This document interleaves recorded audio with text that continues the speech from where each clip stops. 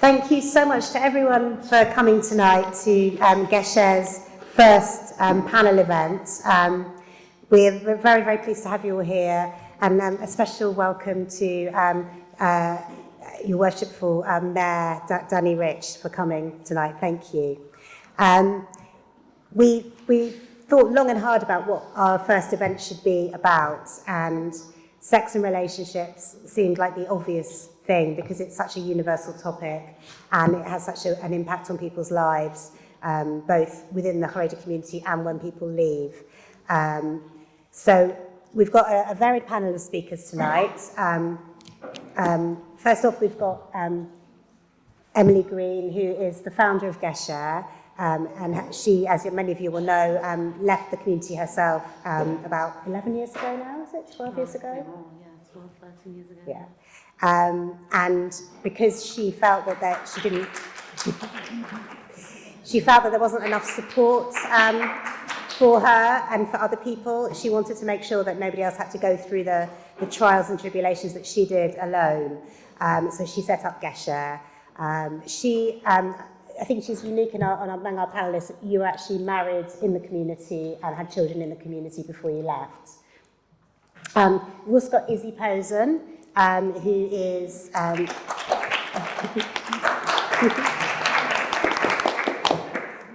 Yiddish expert and an advocate for cultural understanding. And you left the community 10 years ago. 10 years ago as well.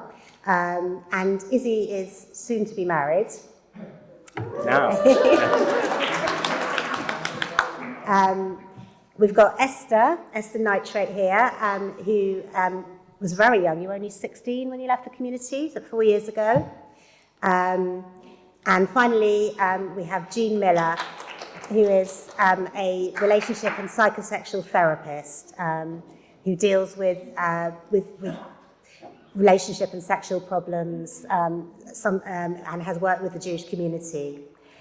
So I'm going to hand over, first of all, to Emily to start us off. Hi everyone, can you hear me? Yeah. Thank you so much, Hilary, for the lovely introduction. I just want to start, first of all, to thank everyone for coming tonight. Just your show of support and being here. It gives so much weight to what we're going to talk about, and I'm going to explain why this topic is really so important. But first of all, I just want to thank a couple of people, more than a couple of people actually, because it takes a team to make these sort of things happen and all the other things that happen and support that we can provide to GesherEU. So first of all, Hilary, of course, this event wouldn't happen without you. Absolutely. I'm going to give you a round of applause. Thank you. And we also have all of our trustees here tonight, Robert, David, Motti, in no particular order, but you doing all the work that you do, not being paid a penny, is the only reason that GesherEU still exists. And yeah, I'll definitely give you all a round of applause. Just, I think, So I guess as a first speaker, I think some of you were wondering, well, why are we doing this event and why is it about sex and relationships? Why is this so important? For me personally, and I think a lot of you in the room, when you think about it, it's at the heart of what leaving the community is about and what made a lot of us leave the community. And I don't want to come across really harsh, but it's what's wrong and what makes things really difficult. Because some people ask me, did you believe in God and now you don't believe in God? It wasn't about believing in God or not believing in God. And there's a lot of good things that the community provided. But when I think of my, younger self and growing up in that community, and now I'm a lot older, I see that picture and I connected a lot of the dots. And I realised that underneath all of it was the lack of the sex education, the lack of understanding what relationships are about, the lack of control that I had in my relationships. It just coloured so much of my experience and probably eventually led me to leave the community. And then moving forward, trying to build my life after that. Understanding what relationships are about is just a huge part of that whole journey. So I do feel that being here tonight and talking about it is such an important topic. So we're all going to talk, we're going to sort of talk about our experiences. I will talk about the perspective of having grown up got married, had children, and then left when I was already an adult. Izzy will come from a male perspective. He didn't get married in the community, left as a young adult, growing up in the Charedi community and how to navigate those challenges. And then Esther obviously will give us a perspective, again a female perspective, but again as a young girl, she's a young adult now as well, and then hearing her perspective. So we thought we'd have all of that balance. And then we've got Gina, our therapist, thank you so much for being here tonight, to just give a kind of more objective perspective, perhaps more about what relationships look like without the tainted education that we got and our experiences which shaped us. So for me, myself, when I think about myself as a child, I always, looking at my upbringing, I actually feel like a lot of the sort of issues was about what I wasn't allowed to know, what information I wasn't given. It was the silence, not talking about anything, not having a language, not knowing and not understanding. As a young child, okay, I couldn't read that book, but it was more about becoming a teenager.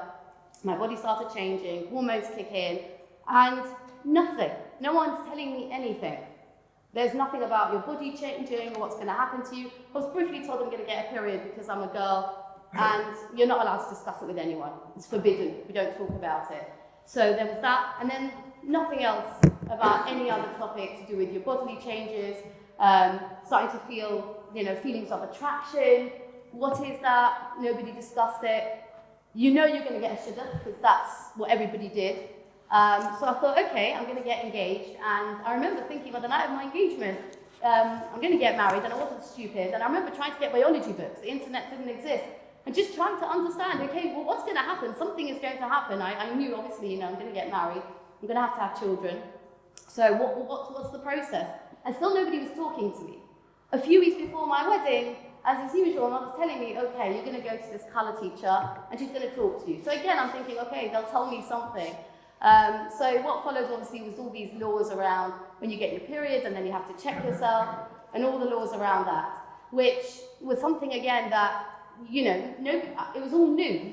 Nobody ever discussed it. The only information I had about perhaps that women go to a mikveh was, I remember I found an English code of Jewish law in my parents' dining room, and I opened up to the chapter about family purity, and I started reading it, and then my mother comes in, and she's like, what are you reading? She's getting really annoyed with me. And I was like, but it's a Jewish code of law. I'm not reading a Goyish book or anything.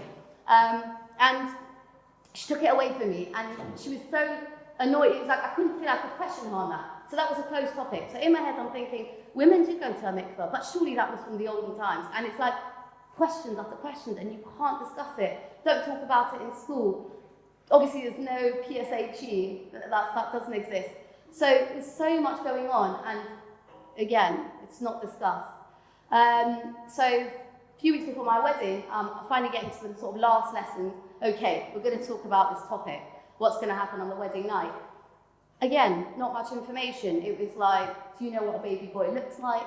What I'm going to say, it's just really awkward. And then all she said to me was, yeah, your husband will know, follow his lead. That was it. It comes to the wedding night, obviously, and I'm, I didn't know the person I was going to marry. We met 3 times, that's it. And I was nervous, and I was physically shaking, and I was like, I couldn't enjoy the wedding. I wasn't focused. I wasn't there. And I remember feeling like when my parents left, I just want to go home with them or anyone, just not to go home and be alone, and I don't know what's going to happen. Obviously, looking back now, I understand why I reacted that way, but I wasn't prepared for that. And more than that, I couldn't discuss it. I couldn't talk to my parents about it. I couldn't talk to my friends about it. All these women, my cousins who got married, it just felt like there's this wall of silence around me, and no one's telling you anything, and you can't talk. And for me, that felt like, looking back, that was the biggest sort of, I wouldn't say, it felt like a betrayal. That's how I felt. I felt everyone's betraying me because I'm going through this, but no one's talking about it. 6 weeks after I got married, I got pregnant. And again, childbirth and all that, comes with it. No one talked to me about what that meant or what that was going to be like. Again, I was living in Israel at the time. I went to a bookshop. I was trying to get books about what childbirth is about. I was horrified. I was like, the whole afternoon, I was like, I'm pregnant and I'm going to give birth and I don't know what's happening to my body. And again, it wasn't like I had any space to be able to really talk about it to anyone or be able to express how afraid I was. And I think eventually, obviously, you begin to just get used to life.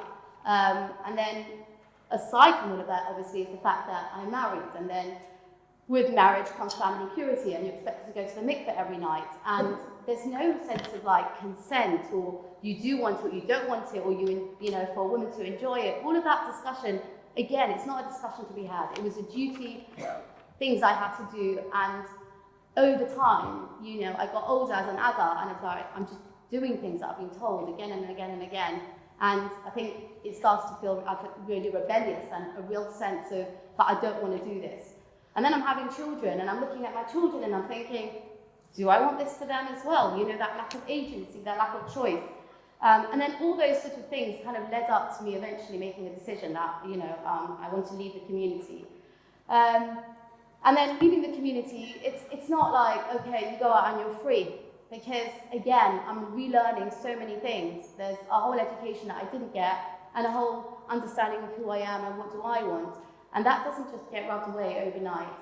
So it was, you know, for me, relearning about, you know, what does love mean? What is a relationship? How can you, you know, enjoy your relationship without feeling guilt? That was like a whole new experience.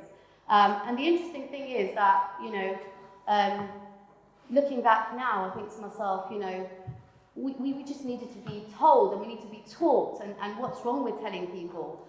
And I'm a teacher. I work in a school, and the kids get PSHE. They get told what's going to happen. They get told about healthy relationships, what consent means, being able to have agency.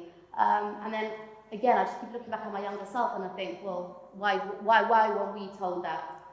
So for me, I feel because of that silence, having a voice, and tonight being able to talk about this and being able to express that is an important discussion, because it was that not being able to talk, not having the labels, not having the language, which really caused me the most pain and caused me the most suffering, you know, because, you know, when you're going through something and you can't understand what's happening to yourself and you're not able to share that, you know, you're isolated, that makes things really, really difficult. So I know this is not an easy topic. That's why I'm really grateful that you're all here, and the people on the panel are willing to talk about this. You know, it's so important that we break that silence, you know, and we listen, and that we have the courage to share our experiences. So please, you know, as you listen to us, just feel free to ask questions, and, you know, this is the time where we can actually share and express our thoughts.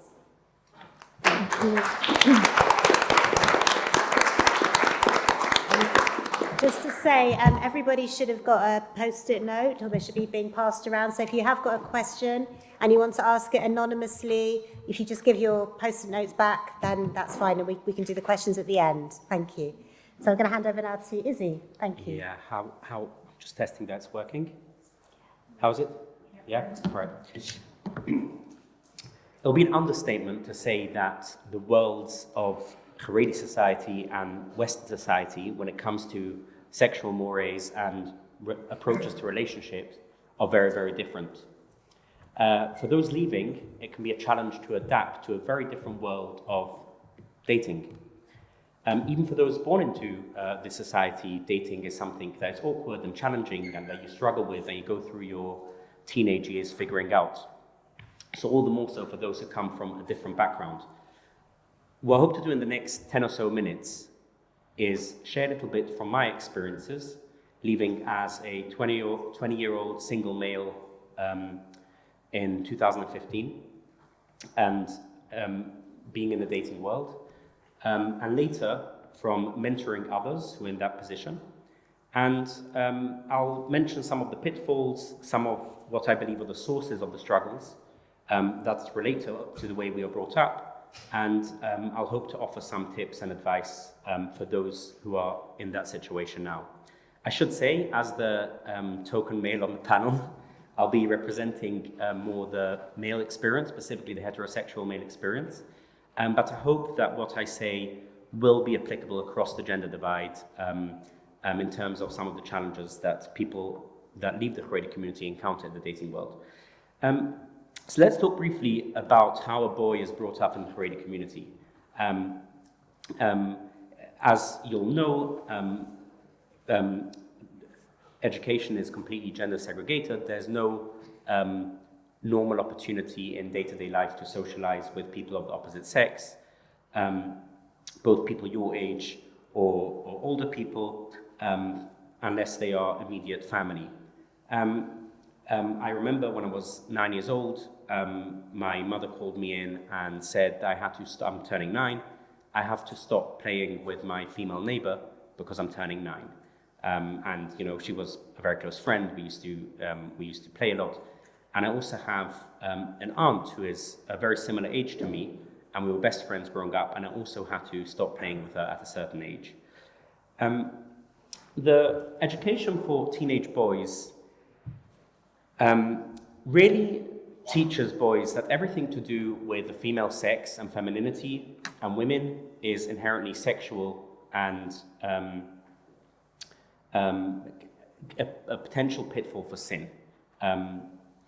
So, for example, we as boys were taught not to look at women, not to think about them. We can't even hand things directly to members of the opposite sex. You have to put it down on a table and then they pick it up. And this becomes a bit of a self-fulfilling prophecy, because when you are so strictly segregated and you're told that everything to do with women is sexual, then that becomes true. Every time you have an encounter with a woman as a teenage boy, even a very modestly clad Charedi woman, it can become sexually arousing. So it's a self-fulfilling prophecy. I remember when I was going through puberty, I must have been at the age of 14 or 15. I didn't, so just, Emily already mentioned it, but in all this time when we're told how women are this potential danger, it's in very euphemistic language. We're not told why women are a danger. We're not told that it's normal as heterosexual boys, teenage boys, to be attracted to the opposite sex. We're just told that there's a danger and it's sinful to think about women. So when I was going through puberty, I remember that I used to walk to yeshiva across Manor Road, and there was a big, on the intersection between Manor Road and Stamford Hill High Street, there's a big billboard. And I remember at a certain point, when I guess when I was going through puberty, suddenly I found myself being attracted to the images of immodest women on these billboards, and I knew that was a sin, and but I didn't understand why I have the desire to look at the sin. Why am I attracted to the sinful thing? And I felt very guilty and confused. And no one told me that it was going to be a natural thing that I'd experienced. There's a big emphasis on wasting seed. It's considered one of the worst sins. Every spermatozoon, not that they know this scientific term, but is that you spill is a murdered life. And given that there's millions of them in every emission, you can very quickly become a mass murderer. We are told not to touch our private parts, and I remember learning techniques of how to pee without touching your penis. As some will know, men above the age of 13 wear special underwear called gutchas, which are meant to be loose so that they don't put pressure on the genital area and lead to arousal. Boys are taught not to sleep on their back because it can lead to arousal somehow. And I remember some boys in yeshiva even slept with their feet outside of the duvet to keep it cold, which apparently prevents wet dreams. For teenage boys, teenage years are filled with this struggle against sexuality. It's a battle that everyone is bound to lose. As a boy that goes through puberty, many boys end up masturbating, and even those who don't will have wet dreams and again feel guilty for it. So, I want to now jump to a young man who leaves the community and finds himself suddenly in the Western dating scene. It's a very different society, very different attitudes towards sexuality. There's free socializing between the sexes. But the boys have no experience of socializing with women or being in the dating world. And I've noticed over the years, there's these are archetypes, but there's kind of two kinds of responses that I've noticed with these boys who left the Haredi community into the dating world. And again, I'm not saying that everyone fits in one of these two. These are two archetypes on either end of the spectrum, and many fall somewhere along it. So on the one hand of the spectrum, I've noticed you have the hypersexuals. So they didn't grow up with women, they can't relate to them as people, and they've told in yeshiva all these years that women are these very sexual beings, and they buy into it, and they just go into the dating world. And my mashgiach in yeshiva warned me against these lustful women. I'm going to go for it. And they can become women become for them objects of sexual desires and conquest. And what I've noticed is these boys will often struggle to form healthy long-term relationships with women, and often can also end up hurting women. On the other end of the spectrum, you have what I would call the asexuals. And I'm not talking about people who are actually asexual, I'm talking about people who want to date and who want to have a healthy sex life. But because their only mode of relationship in yeshiva was platonic, with friends, they really struggle to relate to relationships that can become romantic or sexual. And these boys, when they form friendships with women, it's almost like they're forming friendships with a bro from yeshiva who happens to wear women's clothes. They'll almost immediately kill off any sexual or romantic energy. They'll friend zone themselves. They'll self-sabotage because deep down they still have the ingrained shame and guilt against anything sexual. I'll mention an anecdote of a friend of mine who I mentored, who was seeing this girl who he really liked. And one weekend, he told me that the girl invited him for a weekend away, just the two of them, in Cornwall, and he's going to go. So I said, well, great, isn't this what you want? He said, yeah, but I'm only going as a friend. I'm like, what do you mean, only go? I think you like her, right? How do you know you're just going as a friend? Maybe she likes you as well. And he said, no, I told her that I'll be coming only as a friend. So I said, why did you do that? Don't you like her? He said, yeah, I do like her, but I'm worried if I go and I didn't make it clear I'm a friend, I won't know, and it'll be uncertain, and it'll be awkward. So I just let him know that I'm coming as a friend. A few weeks later, he spotted this girl seeing another guy, and he was very upset. And so I think this exemplifies this kind of man who comes out of the community and doesn't know how to transition friendships they had in yeshiva into anything that can have a bit of sexual and romantic tension. How am I doing time-wise? Probably a couple more minutes. Yep. So I think both of these archetypes need a similar remedy, and I think the remedy is spend a bit more time in the company of female companionship. The hypersexual boy needs to realize that women are people and friends, and get to know them beyond just sexual experiences.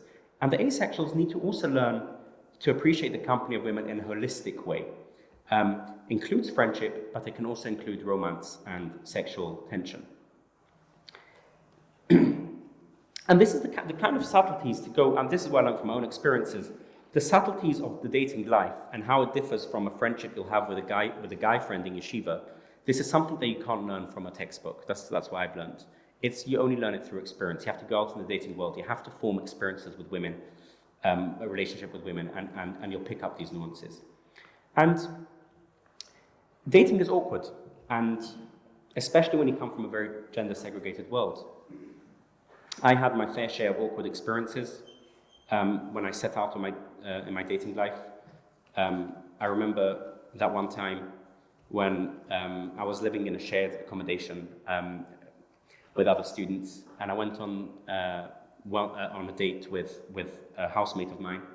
I was one date, and because I was new to this, I assumed after the date that we're kind of girlfriend-boyfriend, and I asked her to hold her hand, and it was very awkward, and I had to continue living with that girl for a whole year. But clearly I've learned something along the way, as has been mentioned. In less than 2 months' time, I think it's exactly 1.5 months' time, I'll be marrying my brilliant and wonderful fiancée, who is sitting there.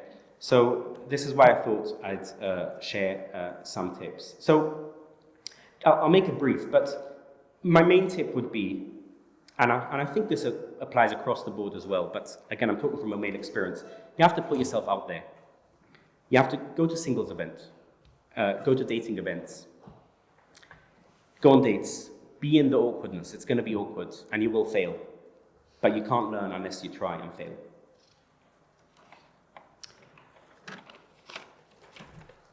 Another thing is, try to genuinely enjoy her company. Don't get lost in questions of, what is this? Is this a friend? Is this romance? Just try and enjoy her company, give her a good time.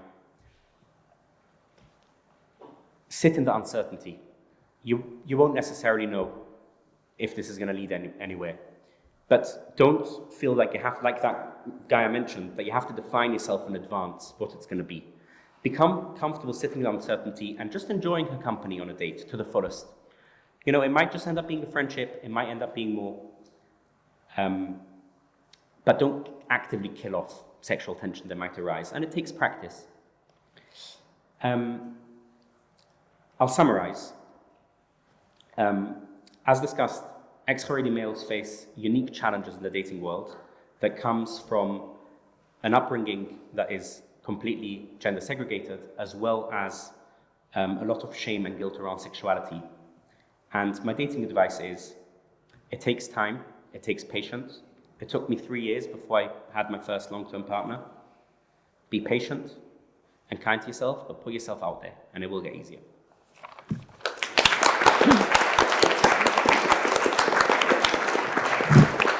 Thank you very much, Izzy. I think a lot of that advice would be quite useful to people who have never lived in the Haredi world as well.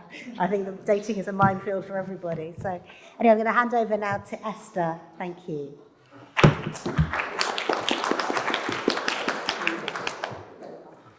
Hi. Can everyone hear me now? This is...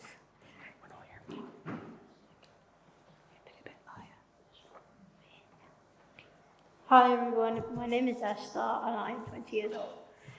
I left the Charedi community 4 years ago when I was 16. Today, after coming so far, I want to talk about what it was like growing up in the Charedi Hasidic community and the environment.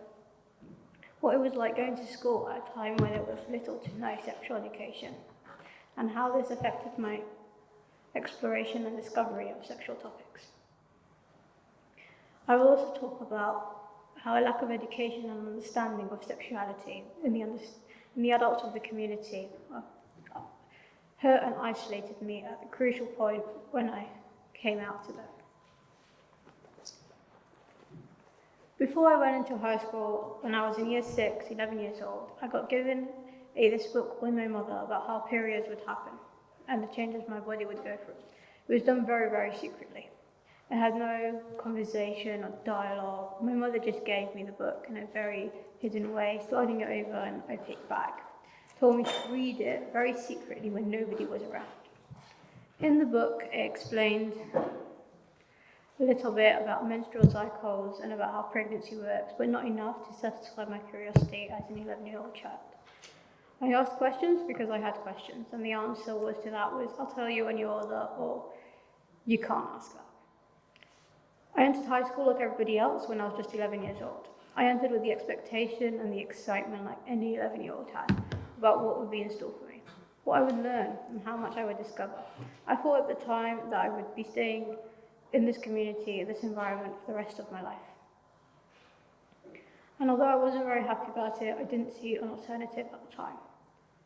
When I was 13 years old, on a Friday, I was in English class reading a dictionary because that's what I like to do. On that day, I opened to the middle of the dictionary to the letter S. I used to enjoy reading the pages of the dictionary and seeing which words I knew the definition to, which words I didn't, and just still learning new words. On the page of the letter S, it was a double page. I knew most of the words, not all of them, but I learned some new words. And at the bottom of the page, when I got to the last word, it was said sexual intercourse. Now, that's a new word for me, so I read the definition. When a man puts his penis into a woman's vagina, I was confused. I was like, why would they do that? It's like, okay, it's weird, I'll move on. Next page. And then that evening, when I was eating dinner, my mum was serving me some chicken soup. My mum was the closest woman to me. So I said, Mummy, have you ever had sexual intercourse? And she just dropped the ladle, and I was really confused about that. She is a woman, she should know. If anybody should know, it should be her. And then she got really flustered, didn't say anything to me. And I was like, I think I must have done something wrong. Because the way she was looking at me was just awful. And then they didn't say anything to me, but all of a sudden people were just saying, you can't speak of this ever again. You know, and when I tried to ask more questions, they were like, not allowed to talk about this. It's bad words, it's rude, it's forbidden, it's sin. When I did not receive the answers I desired, or any answers, in fact, I set my mind to go look at other resources. I was a curious and capable child, and so I started exploring. First, the library at my school, there was nothing there. Then I started reading outside newspapers, the example, the Metro, hoping I would find some answers. I got some, but not in a very pleasant or positive way. It wasn't a good experience for somebody at a stage in life or in education. And then I went to the doctor's office, picked up some leaflets, and I read them all, cover to cover, again and again, until I finally pieced together enough to give me some answers, but not enough for me. As I mentioned, I was a very curious child, so no answers were probably going to be enough for me until I found everything out. Then I decided I'm going to go on the internet. Now, I was told it's a very big, bad place. It's a very big, bad place. Why? Because there's lots of information, and information is bad.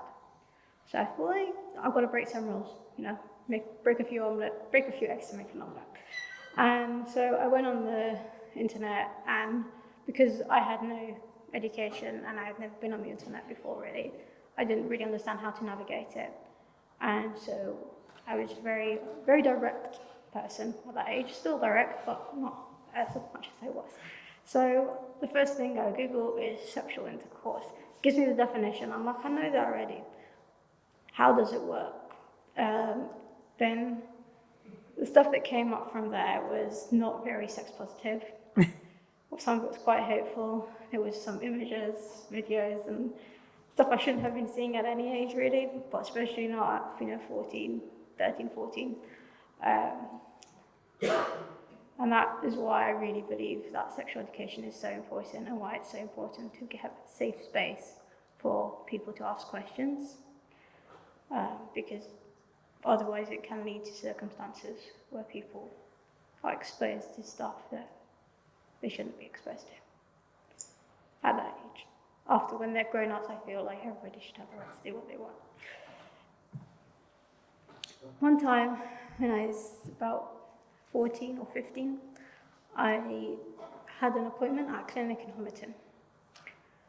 In the clinic, there was these leaflets targeted at teenagers about lots of different things. For example, safe use of drugs and alcohol, about sex and relationships.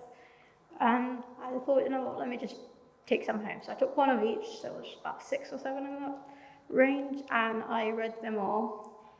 And then I read the one on sexual relationships. It wasn't really very educational in terms of the physical things about sex, but it was very educational to me in terms of gender and sexuality.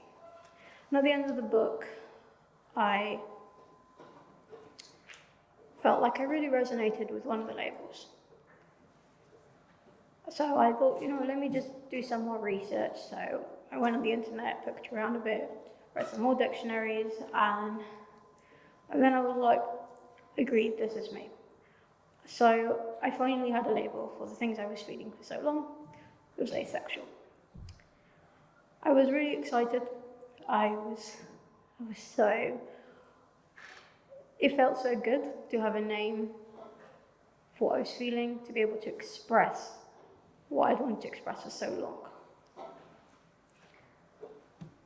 I knew I was different, but I also knew I wasn't wrong. Well, that's what I felt like. I felt like I was wrong. It's okay to be different, but at that point I didn't really know that.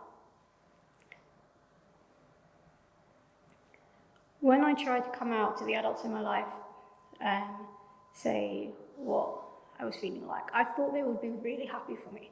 I thought they were always encouraging me to express myself and to communicate with them and to, express my feelings in words rather than actions.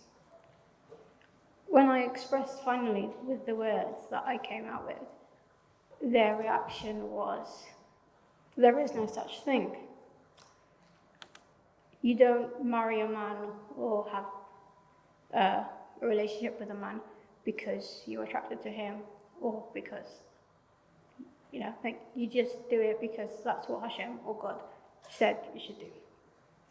And I said, I don't really want to get married to a man, don't even want to live with one.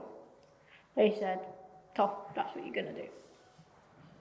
I was really upset because I thought that once I explained the situation to them, they would just be like, oh wow, she's not comfortable with this, or we don't want to make her do anything that she's uncomfortable doing. I was wrong, they didn't actually care about my comfort, didn't care about my happiness, they didn't really care about anything about me at all. It was really isolating and very, very hurtful, especially because this came from adults I really trusted. When I left the community, I still felt that distrust, that everybody would disbelieve me again and laugh at me. I didn't really want to express myself again. But then when I did, I was pleasantly surprised that there were adults out there that accepted me for who I was, just because I was me. I found comfort and community with people who were similar to me, and then I was referred to a LGBTQ youth group of people who were similar to me, who understood me, understood the way I felt, and understood the way I communicated. When I went into this youth group, I think it was around 3 years ago, it was a new experience for me. But I made so many friends there, and I still attend to this day. Thank you. Thank you.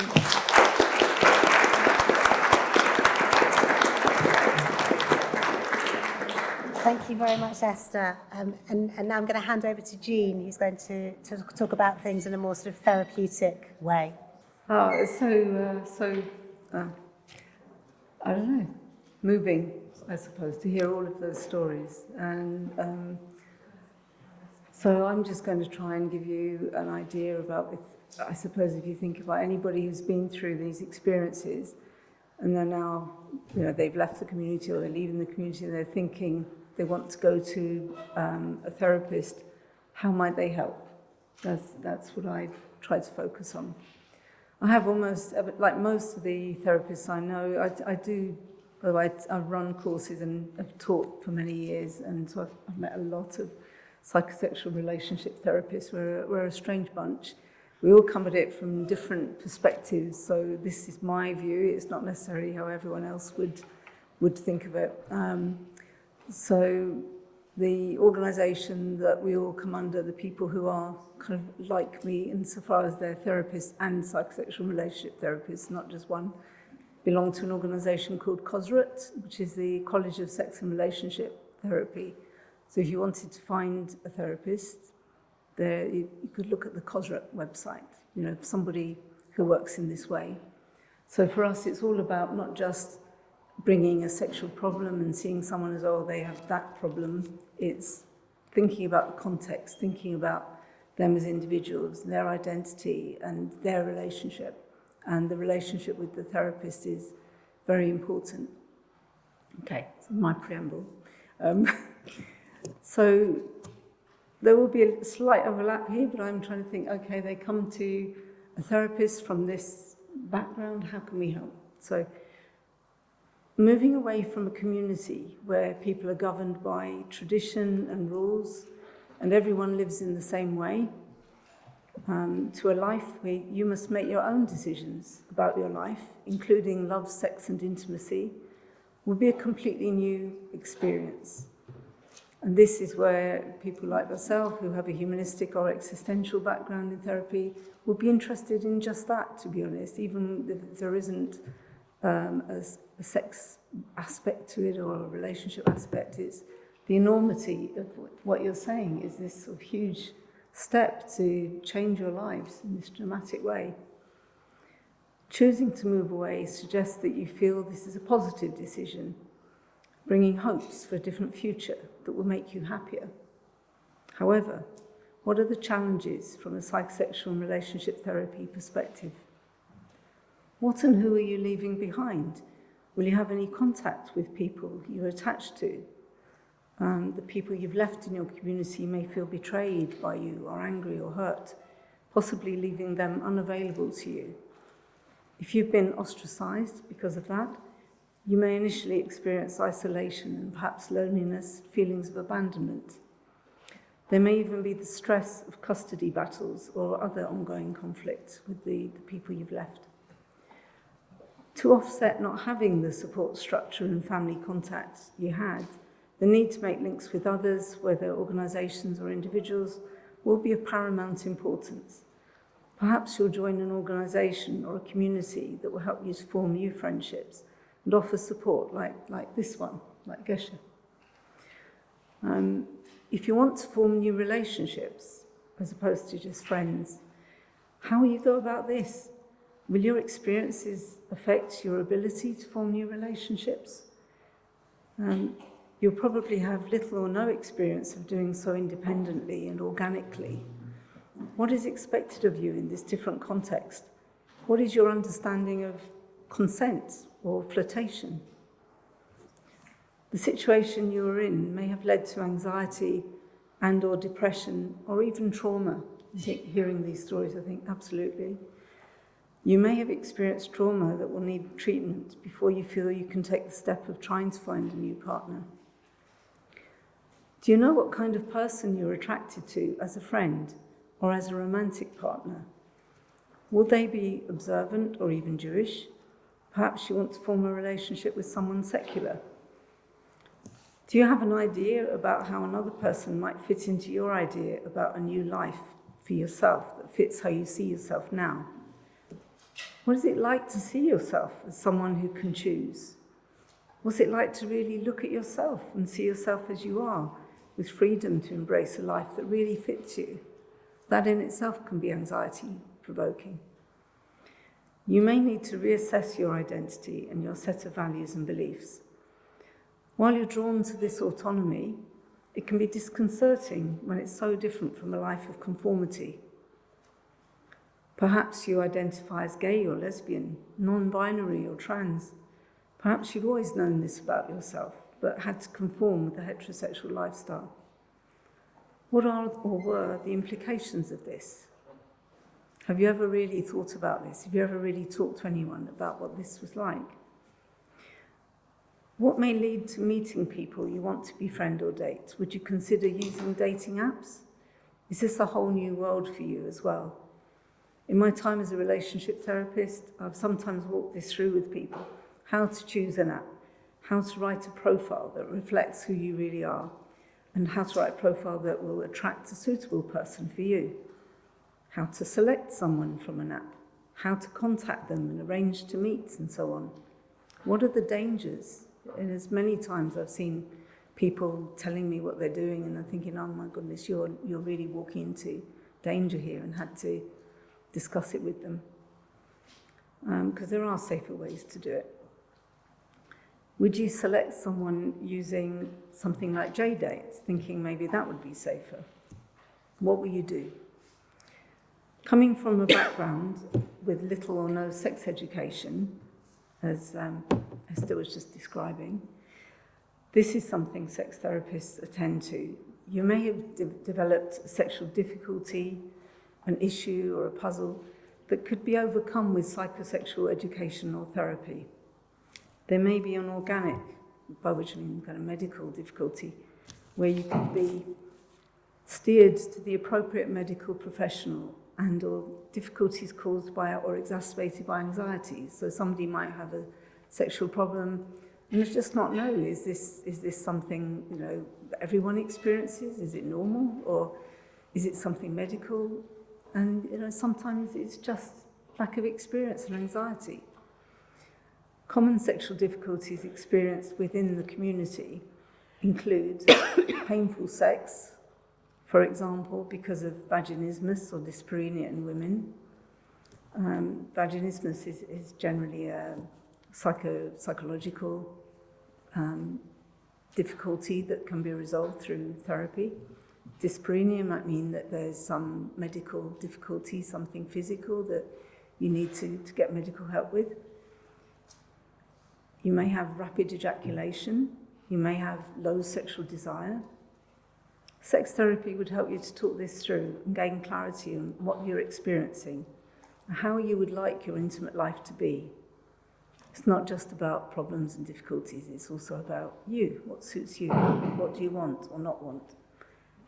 Sex therapy can also provide a treatment plan to help with all of these concerns, as well as other specific sexual difficulties. These plans can be tailored and adapted to suit you, as they may well need to be, given the experience that people have been through, and to suit your beliefs and your values. It will hopefully be dealt with sensitivity and empathy. Very often couples are taught, or individuals are taught self-sensate, or couples are taught sensate focus exercises, to experiment with different ways of touching the body. Sexual pain, for example, can be caused by fear, or it can be caused by lack of arousal. This is something that can be explained and discussed. It can also be the result of illness, or, as I said, an organic problem that needs medical intervention. Rapid ejaculation is usually not a medical issue. It's usually the result of anxiety. Lack of sexual desire can be organic for some reason, such as depression or the use of antidepressants, or it may be to do with problems in the relationship or the way that intimacy happens. So we spend a lot of time talking about relationships. Sex therapy focuses on pleasure. It encourages clients to consider the difference between sexual pleasure and sensual pleasure, rather than sex as a duty or performance. It encourages people to say no to anything they don't want or don't want at that time, as well as to recognize what and when they do want something. And I often say to people who are anxious about sex, first we want to make sure you can say no before you say yes. It's the most important thing. And if there is something that you want, how do you ask for it? That's what we'll talk about as well. It also teaches people the difference between having sexual desire as opposed to arousal and how they are linked. Coming from a religious background where sexual mores are strictly defined and adhered to, it can be difficult to consider these ideas anew when this is what you've been accustomed to for your whole adult life. The most common reason, in my experience, for people coming to psychosexual relationship therapy is poor communication, actually, within the relationship. This could mean that conflict was frequent or unmanageable, or that you had difficulty in reaching resolution when you argued. Some people find it hard to voice feelings at all. Some people find it very hard to speak about intimacy, emotional or physical. This is particularly the case if it's never been encouraged and you lack the vocabulary or knowledge around this. It then becomes easier to never discuss intimacy, and so problems continue. From an existential therapy perspective, which is what I favour, we can recognise that people can flourish when they have freedom to choose. They can also feel overwhelmed and anxious if they're confronted by a huge array of choices and decisions when they've never had to make these before. Finally, here's a quote that I really like from Kosher Sex. I don't know if you know that book. I think it's Shmuley Botek, if I've pronounced it correctly. He said, "Always move forward. Never become mired in your past. Possessed deep within our infinite soul is the opportunity to reinvent ourselves constantly. We can always reclaim our innocence. Whatever has happened in the past, tomorrow brings a new day with limitless capacity for a new beginning in human relationships." If anyone would like any more information on any of this, please feel free to ask me. Thank you.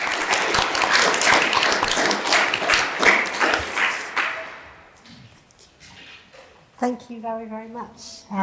Jean, We've got some questions that have already come in advance, but if anybody's got more questions that they'd like to pass to the front, I don't know if there's someone who could collect them and bring them.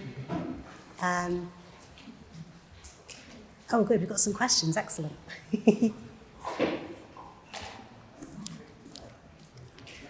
While we're waiting for those, I've got a couple of questions here in advance. One of them is actually for Izzy, which is, do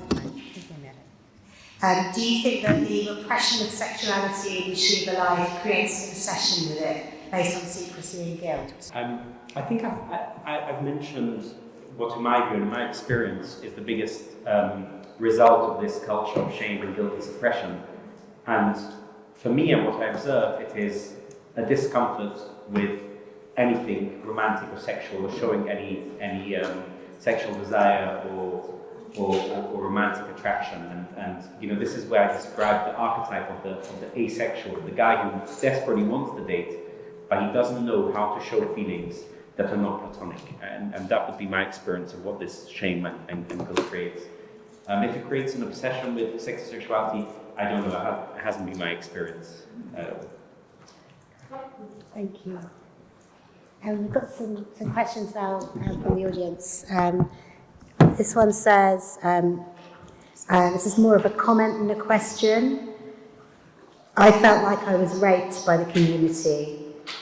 Everyone was involved in my sex life in a way, even, I can't read that word, even more than me.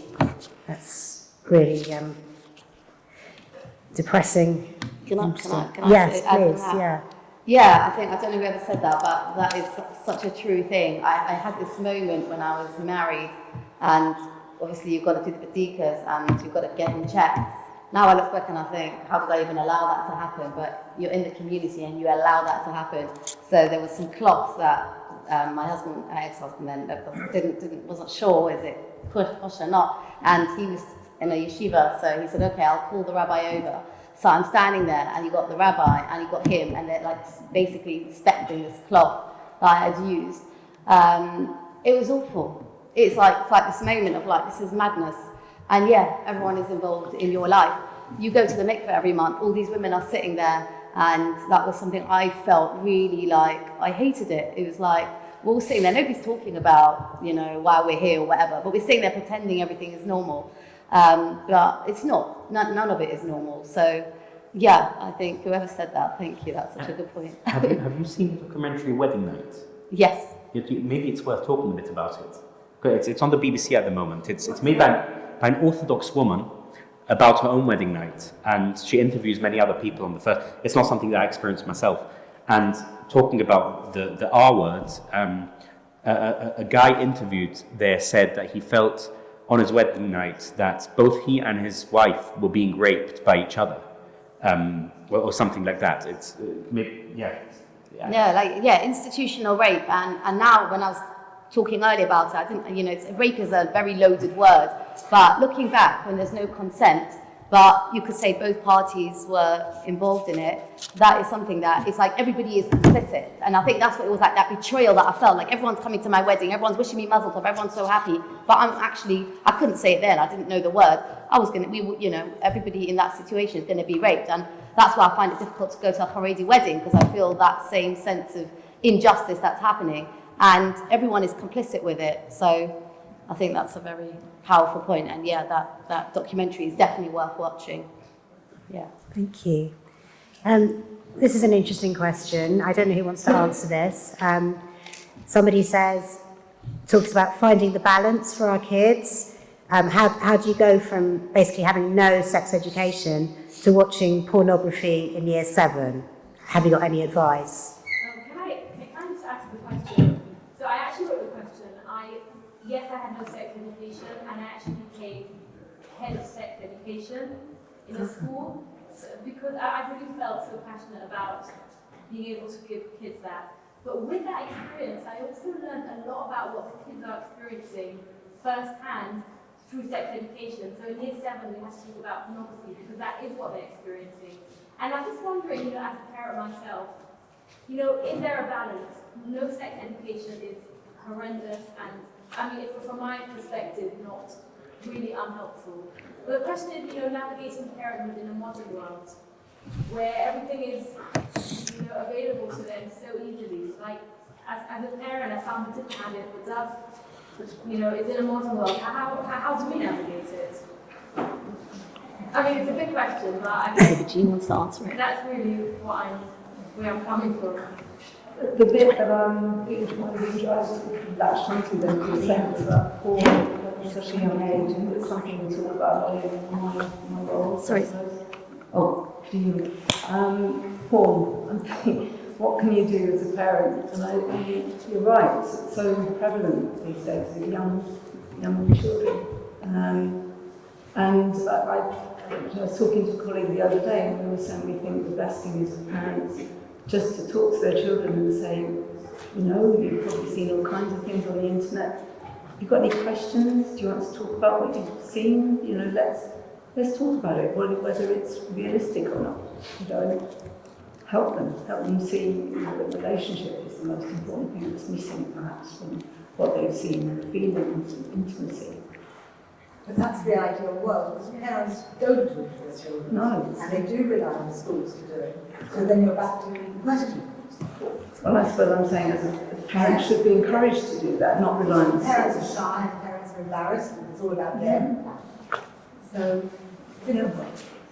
But again, I think there is a place in school to be able to bring those conversations with parents as well.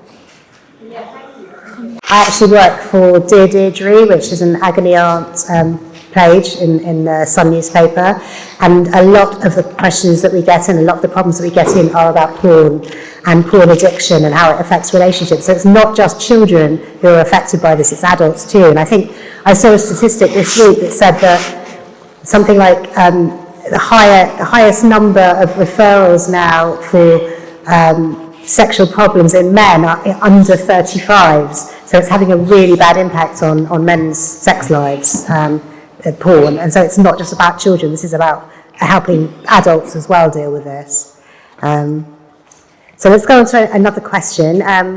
This is an interesting one. How common is incest in the Charedi world, and why does the perversion come about? Is that something that anybody feels that they can tackle? I would just say we have no, people will throw around things. I think we have no statistics to know if it's more prevalent or less prevalent. I mean, you're talking about communities with very tight family structures and high trust, which could create environments where, a family member could be found alone with a niece or a granddaughter or whatever. On the other hand, it's also a community with a very high taboo against sexual contact across the sexes, which would make it more difficult. So I think on balance, in the absence of reliable statistics on this, I don't think we can say if it's more or less prevalent in a wider society. I think it happens in every community, and it's bad. Wouldn't you add, though, Izzy, the fact that we are not taught about consent, or to be able to know, like young children in schools are taught about the fact that their body's theirs and they do have a right to say no, and what is the normal, they're taught the words of like my physical space, somebody's entering my space, somebody's not entering my space, what's normal and what's not normal. I hear it, they talked about it in primary school and year 7, and it was like, wow, they're actually empowering children to be able to express what they can do. Maybe I was thinking, maybe that's something that allows, that's something in the community they're not taught, so.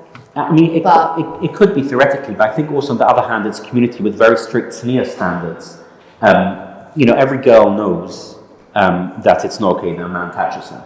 And every man knows that he can't be seen touching another person. I'm just saying, theoretically we can't say if it happens more or less, I would argue, but you're right that the lack of sex education could create conditions in which it can happen more, but on the other hand, the fact that, there's very strong norms, SNEA norms against kind of touching cross-sex could create opposite conditions, so maybe they balance out, I don't know. It's an interesting point. I never thought about that. This question actually follows on from that. It's just come in. How can one develop healthy relationships after childhood sexual abuse? Please can we acknowledge how many of us have experienced this? I think maybe that's one for you, Jean. What was it? Sorry, how How can one develop healthy relationships after childhood sexual abuse? Please can we acknowledge how many of us have experienced this?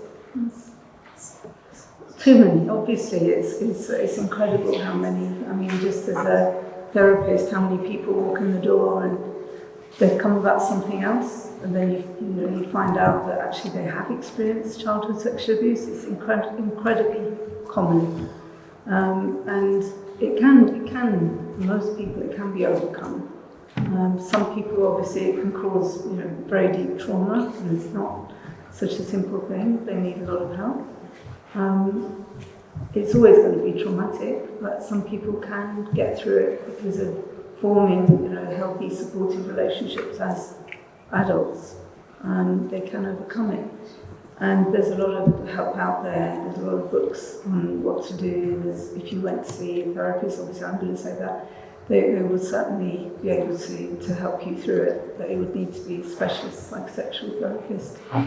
And ways in which they can help, it's about trust, it's about developing a different understanding of what relationships can be like, that they're not necessarily abusive, how you can keep yourself safe in a relationship, what kind of person to look for, that kind of thing, if you're ready to do that. It can be about sex itself. What do you see, looking at what you see sex as, you see it as something violent and that happens to you and against your will, or could it possibly be seen as something you might find enjoyable and relational and intimate?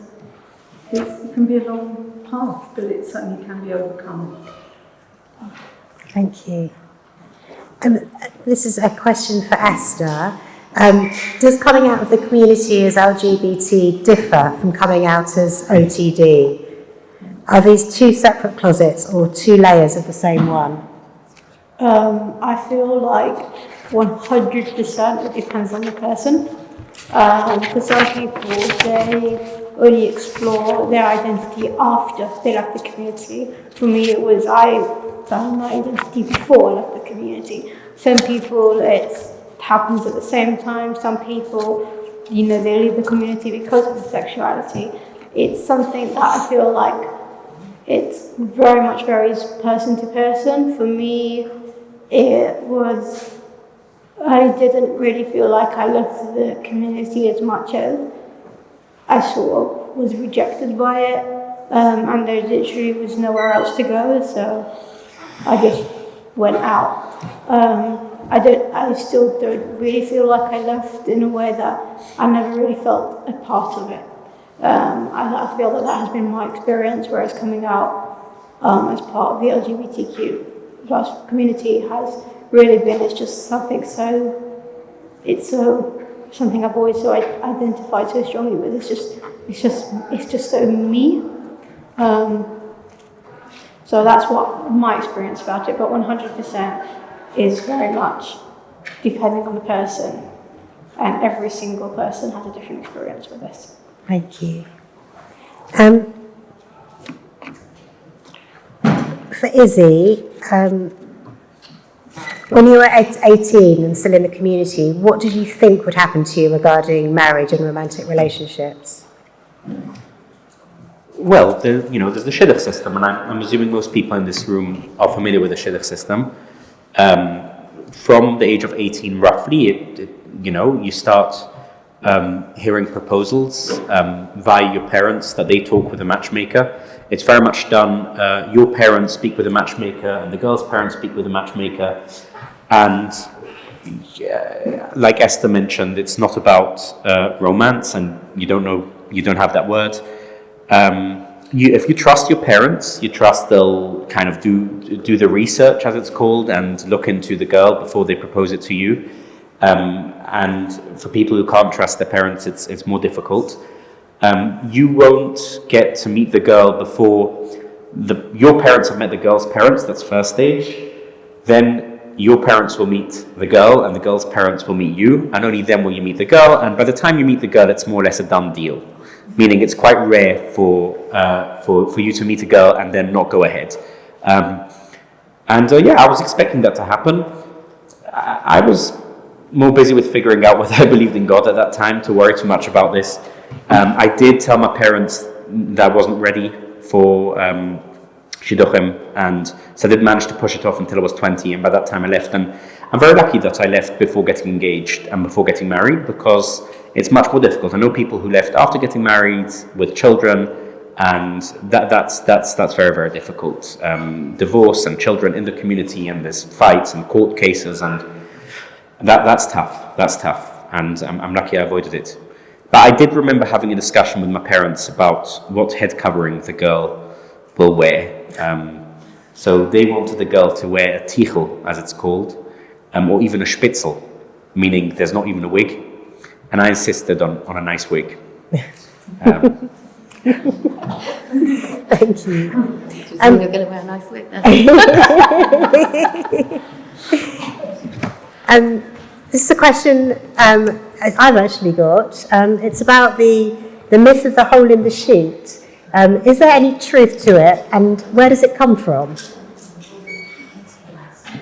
Izzy, do you want to go for it? Well, I read that it came from people seeing tzitzis hanging on the washing line. And tzitzis have is a hole in a sheet. But you know, the same myth, it's not that far from reality, in the sense of there's a passage in the Talmud where the sage says that he was boasting of how holy and saintly he is, that he had sex with his wife as if forced by a demon. And he goes on to say that he covered 2 measures and uncovered 1 measure. So the ratio of cover to uncover was 2 to 1. So that's not quite hole in the sheet, but you know, there is in Jewish tradition, there is the idea of not being completely uncovered during sex. Yeah. Thank you. Just a couple more questions, and then we will go to the food and the drink, which I'm sure everybody is looking forward to. These questions actually I'm going to ask together because they're kind of both on the same topic. One of them is there value in modern world single-sex education segregated? And the other is, how do we get more sex and relationships taught in Charedi schools? And if you want to answer that, Emily, given that you are a teacher as well. I think there is a space to have sex-segregated education, because I think the experience and information that boys and girls have is different. So not from a segregated Charedi point of view, but yeah, and I don't know, it's true as a teacher in a school whether that's something that maybe needs to be explored more. Maybe my children will know more, if you want to say something. Yeah, go on. Just from personal experience, going to a one Orthodox Jewish school, there was some of it that was separated. Those were the ones delivered by the Jewish studies teachers, and then equally there were ones where it was everyone in the class together, and that was delivered by non-Jewish studies teachers. So it didn't come as a religious aspect, and the sessions that did come from a religious aspect, it was segregated. But I do still think there was value in having some of it segregated, some of it everyone together. Can you say more about the value of having both parts? Well, I think exactly what my mum was saying, in the sense that the female experience, I can't speak for it, but I'm sure it's different from the male experience. And I think, especially teenage boys and teenage males that maybe feel like they can't ask certain questions if there's girls around, whereas if it's a boy-only space and the person delivering the talk is a male, and I'm sure it's the same on the female side, they can have that dialogue without feeling embarrassed or feeling ashamed because there's girls around. And then equally, having a space where it's males and females all together in a room sort of normalises the topic, and then maybe, I think once you sort of reach maybe 16 to 18 plus, then I'd say it becomes fairly normal to have dialogue about those sorts of topics for people from the opposite sex. Thank you. Thank you. Okay, we've got 2 more questions now. I'm really, really surprised and pleased we've got so many. There you go for it. So for Jean, do you have any techniques to help improve communication in relationships and regarding sex and emotions? One thing I would say to people is that they, in terms of improving the sexual side of things, it's always better for people to try to say what they like, to be positive. So, when, I don't know, I always think ears is a good example, less offensive example than other things. If you like, some people really love having their ears blown into or tickled. Ears and feet. And other people hate it. And I think it's really important to say, do you know what? Rather than playing with my feet, could you blow into my ear? Accentuate the positive, accentuate what you like, rather than making someone feel criticising something negative that they're doing. It's one thing.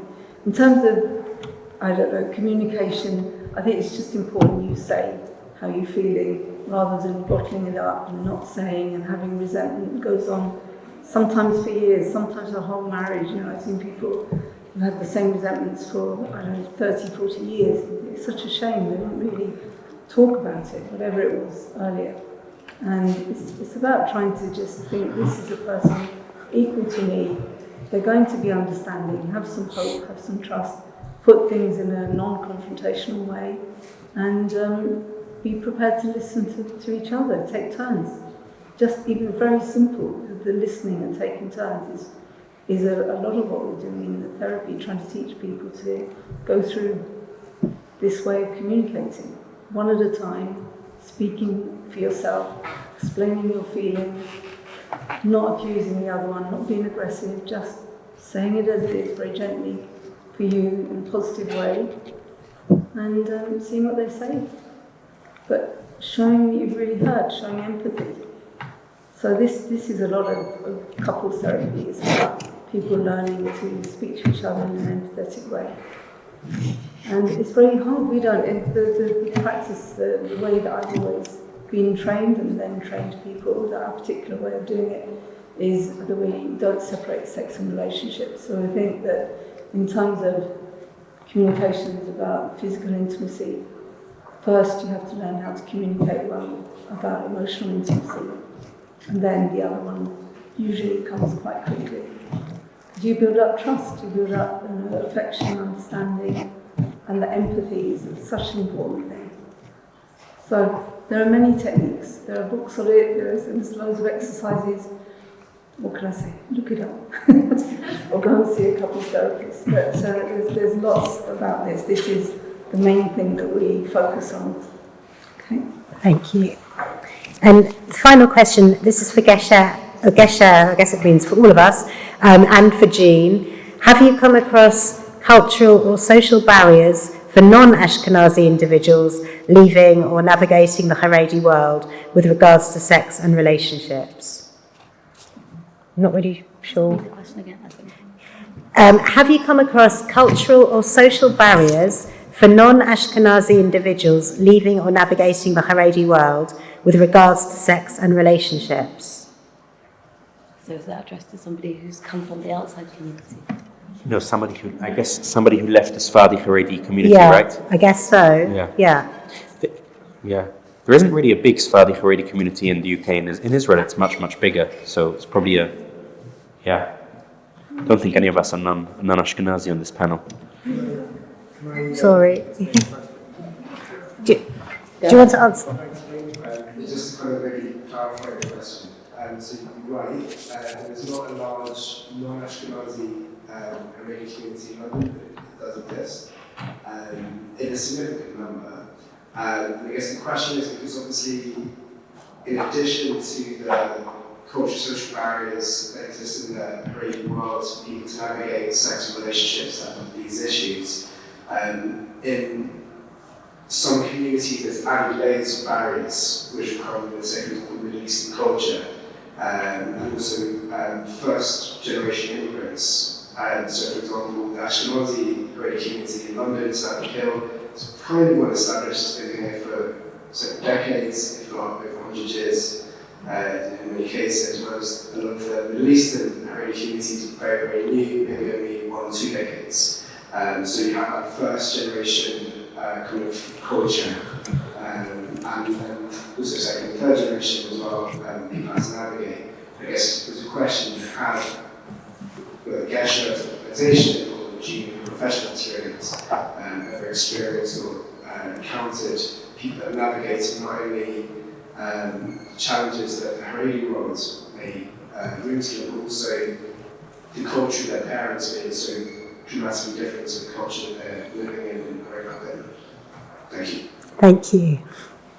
Does Gesher have any non-Ashkenazi members? We do have non-Ashkenazi members. But is your question, is it like harder, you're saying it might be harder for non-Ashkenazi people to leave the community? Is that your question? Just specific struggles, I guess. Possibly because they're navigating more layers. Not hugely in terms of leaving the community, and actually what I found is actually there's so many similarities, because when it comes to control and power, and I think people face very similar things. Might you have personality differences, and maybe how those kind of families might approach a situation, but when it boils down to the issues that people face and the challenges, it's very, I always think, yes, it's all the same thing, because it's all about control, and how people act when they don't have control or other people want to control people. So that's how I experience, but that's me saying that. Maybe if anybody else wants to add anything. I don't know. Ezekiel, yeah. Okay. Ashkenazi. Yeah, Ashkenazi. I know. We're all Ashkenazi. Yeah. No, that's my experience with non-Ashkenazi members. Sorry. Thank you. There is one more question that's come in. I hope everyone doesn't mind, just one more question. It's about hookups. Is there value in experiencing sex in this way for a healthy sexual relationship? It's not for us to judge. I always think this. If this is what people want to do, then why not? But they might find it quite challenging if they are, feeling really, I talk about some people very traumatized by their experiences. They might find that it's not as easy as they think it is. But as in general, as therapists, we try to just accept anyone, living their sexual lives however they want to as adults, really, as long as they consent, the others consent. Can I add in just one? I think maybe people who leave the community often feel like when you've been in a marriage and you've been controlled for so long, to be able to be in a situation where you can have the enjoyment and not to have to bind or commit yourself in any which way, it can seem very attractive, especially when you first leave. So I would say why not? And if it's part of that process and two consenting adults, that would be my opinion, and the understanding behind it. When you come from a highly controlled environment, you need that freedom. I think on the contrary, it can actually be quite healthy. So that's one perspective. I can't answer that question with my fiancé in the room. No, not really. No. You had a life. Thank you so much to everyone on the panel for your really, really interesting and enlightening views. I think everyone will agree it's been really interesting. So thank you all so much. Thank you.